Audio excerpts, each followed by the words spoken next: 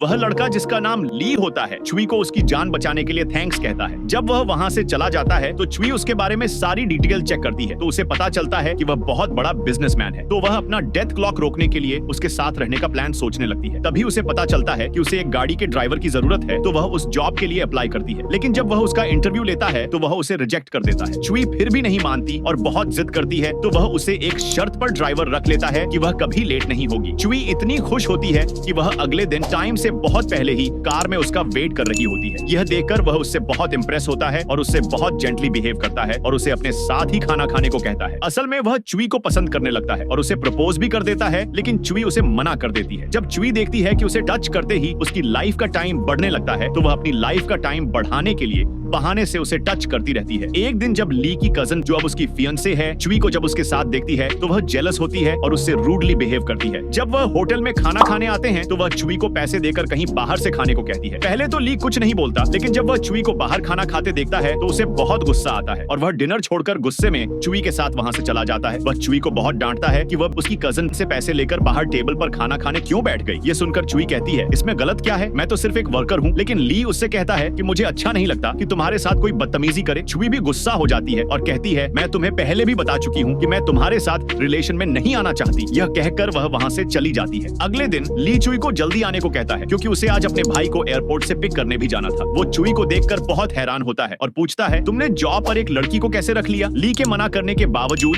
वो चुई को बताता है ये बचपन से ही बहुत शाई था और कभी किसी लड़की से बात नहीं करता था। वो बहुत एम्बैरेस्ड महसूस कर रहा होता है। ली को एंगर इश्यू होता है और वो चेकअप करवाने अपने डॉक्टर के पास आता है। वहीं पर चुई एक आदमी के डेथ क्लॉक को देखती है जिस पर डेथ का टाइम कभी 7 मिनट तो कभी 50 साल दिख रहा था। वो उस आदमी का पीछा करने लगती है और देखती है कि वो आदमी ली के डॉक्टर पर चाकू तानकर चुई को पनौती और बुरा भला कहने लगता है। क्योंकि चुई ने उसकी वाइफ की डेथ का टाइम जब उसे बताया था तो उसी दिन उसकी डेथ हो गई थी। वो चुई को चाकू मारने लगता है, लेकिन ली बीच में आकर उसे बचा लेता है और बहुत बुरी तरह से जख्मी हो जाता है। चुई इस सब का जिम्मेदार खुद को ठहराती है और बहुत सैड होती है। जब ली उससे पूछता है तो वो डेथ क्लॉक के बारे में सब कुछ सच सच बता देती है और ये भी कि वो सिर्फ अपने क्लॉक को रोकने के लिए ये जॉब कर रही है। ली सब कुछ सुनने के बाद भी उसे किस करता है और भाई ये देख लेती है। जब उसे पता चलता है कि उसकी ये हालत भी चुई को बचाने में हुई है तो वो नाराज होकर चली जाती है। पहले ही वो ली के साथ चुई के अच्छे बिहेवियर को देखकर बहुत ज्यादा जेलस थी, लेकिन जिस दिन से वो चुई की वजह से डिनर छोड़ के गया था वो चुई से हेट करने लग गई थी। तो वो चुई को एक दिन डिनर पर इनवाइट करती है और कहती है तुम्हें पता भी है कि ली मेरा फियांसे है, फिर भी तुम उसके साथ चक्कर चलाए फिर रही हो। वो चुई की बहुत ज्यादा इंसल्ट करती है और उससे कहती है मुझे पता है तुम सिर्फ पैसों के लिए उसके पीछे पड़ी हो। और लास्ट पर वो चुई को धमकी देकर भेजती है कि अगर वो उसकी बात नहीं मानेगी तो ये ली की कंपनी के लिए अच्छा नहीं होगा। फिर सीन शिफ्ट होता है और दिखाया जाता है कि ली का भाई चुई की मॉम से मिलने आता है और उन्हें कहता है आपकी बेटी पैसों के लिए वहाँ जॉब कर रही है तो ये पैसे रख लें, लेकिन चुई को ये जॉब छोड़ने को कहें। जब ली को उसकी इस हरकत का पता चलता है तो वो बहुत गुस्सा हो जाता है और अपने भाई की खूब इंसल्ट करता है, जिस पर वो उसे बताता है मैं तो बस बेई के कहने पर ये सब कर रहा था। तो वो बेई से अपनी हद में रहने को कहता है। बेई ये सारी बात ली के डैड को बता देती है और वो उसे चुई को जॉब से निकालने का कहते हैं और अगर वो ऐसा नहीं करता तो वो उसकी कंपनी की फंडिंग रोक देंगे। ली ये सब कुछ होने के बावजूद भी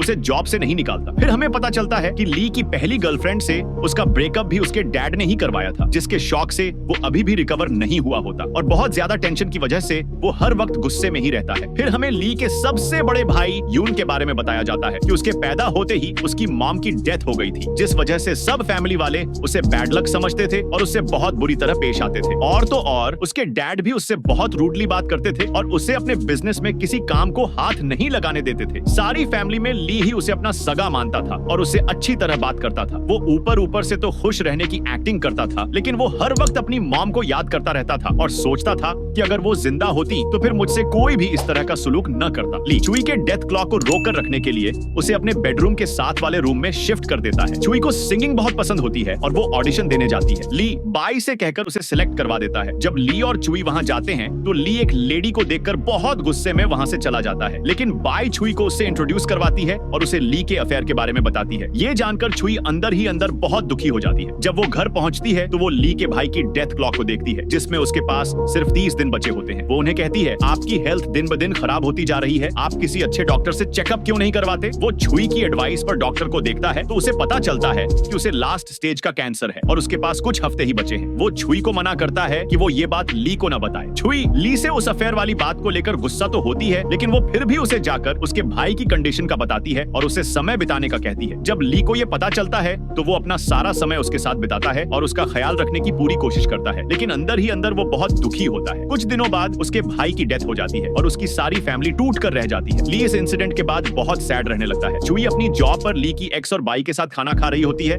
तो बाई छुई को दुखी करने के लिए ली की एक्स से कहती है, तुम ली का पास थी और मैं उसका फ्यूचर हूँ। लेकिन छुई बेचारी उसका टाइम पास है। वो छुई का मजाक उड़ा रही होती है। छुई जब वापस आती है तो देखती है कि जब वो ली को टच करती है तो उसका टाइम बढ़ता नहीं बल्कि ली की जिंदगी का टाइम उसे मिल जाता है। ये देखकर वो बहुत गिल्टी महसूस करती है और ली को सेफ रखने के लिए वो जॉब से रिजाइन करके चली जाती है। ली जब उससे जॉब छोड़ने की वजह पूछने जाता है तो वो कोई जवाब देने की बजाय वहीं उससे ब्रेकअप भी कर देती है। जब बाई को ये सब पता चलता है तो वो बहुत खुश होती है और ली से शादी करने के लिए हाँ कर देती है। ली छुई से बात करने की कोशिश करता है लेकिन वो उसकी एक नहीं सुनती और उसे दूर करने के लिए कह देती है, तुम्हारे साथ रहने से मेरी लाइफ का टाइम तेजी से कम हो रहा है। कुछ दिनों बाद छुई की फैमिली में एक डेथ होती है जहाँ ली भी आता है। वहाँ वो छुई से बात करने की कोशिश करता है लेकिन छुई फिर से कोई बहाना बनाकर वहाँ से चली जाती है। अगले दिन वो छुई से मिलने उसके ऑफिस आता है लेकिन वो उससे बात करने की हिम्मत नहीं जुटा पाता और चला जाता है। इधर बाई की फैमिली और ली की फैमिली वाले उनकी शादी की डेट फिक्स करने आते हैं लेकिन ली उनसे माफी मांगकर कहता है मैं ये शादी नहीं कर सकता और वहाँ से चला जाता है। बाई ये सुनने के बाद बहुत ज्यादा परेशान हो जाती है और ली से बहुत रिक्वेस्ट करती है कि वो उससे शादी कर ले, लेकिन ली उसे बताता है अगर मैं तुमसे शादी कर भी लेता हूँ तो भी मैं तुम्हें कभी प्यार नहीं कर सकूंगा। ये सुनकर बाई बहुत सैड होकर कमरे से बाहर आती है। छुई जब उसका डेथ क्लॉक देखती है तो वो 3 मिनट दिखा रहा होता है। वो सिक्योरिटी को बुलाकर बाई के पीछे जाती है और देखती है कि वो बिल्डिंग से कूदने वाली होती है। इतने में ली भी वहाँ आ जाता है और उसे मनाने की कोशिश करता है लेकिन बाई उसकी एक नहीं सुनती। वो उसे गुड लक कहकर जंप करने ही वाली होती है लेकिन ली जल्दी से उसे पकड़ लेता है और उसे आइंदा ऐसी कोई भी हरकत करने से मना करता है। बाई उसकी बात मान जाती है और उसे उसके दिए गए सारे गिफ्ट्स वापस कर देती है ताकि वो उसे पूरी तरह भूल सके। अब हमें दिखाया जाता है कि छुई स्टेज पर बहुत अच्छा परफॉर्म करती है और उसकी परफॉर्मेंस देखकर बाई उसे कांग्रेट्स करने भी आती है। ली फिर से उसे अपने घर ले आता है और जब वो देखती है कि ली की लाइफ का टाइम उसे ट्रांसफर हो रहा है तो वो चुपके से वहाँ से भाग जाती है और अपनी फ्रेंड को अपना सामान लाने का कहती है। जब ली छुई को हर जगह ढूंढ रहा होता है तो उसकी फ्रेंड सामान लेने उसके घर जाती है। छुई का भाई उसे बताता है मुझे बहुत अच्छा जॉब मिल गया है, अब तो हाँ कर दो, लेकिन गुस्से में उसके मुंह से निकल जाता है तुम्हारी बहन मर रही है और तुम्हें अपनी शादी की पड़ी है। ये सब छुई की माँ सुन लेती है और छुई की फ्रेंड को सब कुछ बताने का कहती है। जब उन्हें छुई की कंडीशन का पता चलता है तो वे सब बहुत दुखी हो जाते हैं। जब ली छुई का पता करने आता है तो उसकी माँ उसे भी सब कुछ बता देती है। सब कुछ जानकर वह बहुत शॉक होता है। इतने में सीन छुई की तरफ शिफ्ट होता है जो रोड क्रॉस कर रही होती है और उसकी सारी सब्जी गिर जाती है। तभी उसकी नजर क्लॉक पर पड़ती है जिस पर उसके पास सिर्फ 1 मिनट बचा होता है। तभी अचानक उसका टाइम बढ़ने लगा है और जब वह देखती है तो ली वहाँ मौजूद होता है जो फोर्सफुली अपनी लाइफ का सारा टाइम उसे ट्रांसफर कर देता है। लेकिन इतने में एक ट्रक से उनका एक्सीडेंट हो जाता है और वे दोनों वहीं गिर जाते हैं। फिर कुछ वीक्स बाद का सीन दिखाया जाता है और छुई अब भी जिंदा होती है और अपनी फ्रेंड के साथ एंजॉय कर रही होती है। तभी वह रश में किसी को बम करती है जो ली होता है जो बिल्कुल ठीक होता है और यहीं पर इस ड्रामा का अंत हो जाता है। गाइस अगर आपको ये वीडियो पसंद आई है तो वीडियो को लाइक करके एक प्यारा सा कमेंट कर दे ताकि आपकी सपोर्ट हमें मोटिवेटेड रखे और हम जल्दी से जल्दी न्यू ड्रामा की वीडियोस आप तक पहुंचा सके। तो गाइस हम मिलते हैं किसी और वीडियो में, तब तक अपना ख्याल रखें। Thanks for watching.